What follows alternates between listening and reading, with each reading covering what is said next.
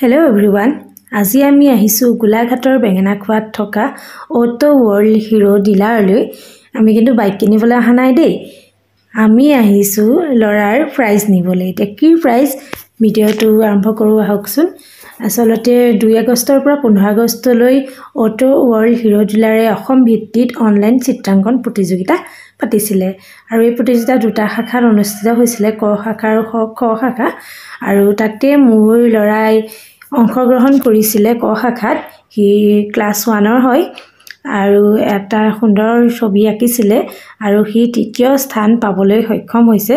সেইবাবে আমাক ইয়ালৈ নিমন্ত্ৰণ কৰিছিলে তাৰ প্ৰাইজটো আনিবলৈ। গতিকে আমি দুয়োটা লৰাক লৈ পেলাই তিনিওটা আৰু গলো প্ৰাইজ আনিবলৈ। অসম ভিত্তিত অনলাইন চিত্ৰাংকন প্ৰতিযোগিতা এয়া আমি পালোহি। ভিতৰলৈ দেখিছে তিনিজন ইউটিউবাৰ আছিলে। ইউটিউবাৰ কেজনে ভাষণ দি আছিল আমি যাওঁতে, আৰু তাত বহুত মানুহ আছিলে কাৰণ অসম ভিত্তিত পাতিছিলে। প্ৰথম দ্বিতীয় তৃতীয় স্থান প্ৰাপ্ত সকলৰ উপৰিও যিসকলক উদগনি দিছিলে সেইসকল লোকো আছিলে তাত। এয়া প্ৰাইজখিনি দেখিছেনে, আৰু খুব সুন্দৰকৈ অনুষ্ঠিত কৰিছিলে প্ৰাইজ অনুষ্ঠানটো।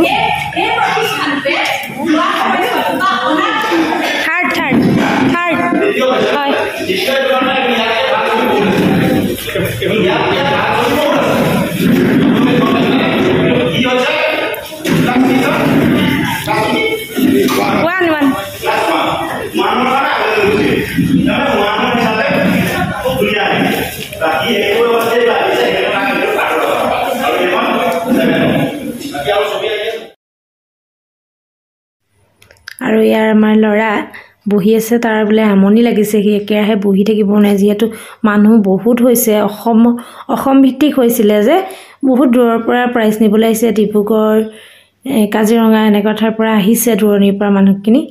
দেখি পেলাই ভাল লাগিলে, ইমানখিনি মানুহ আছে চাওকচোন। আৰু আমি এয়া বহি আছো, তাৰ এই বাইকখন দেখি আছে লৰাই, তাৰ বাইকত ধান্দা আৰু সুধি আছে প্ৰাইজ কেতিয়া দিব। ইয়াত দেউতাকো বহি আছে।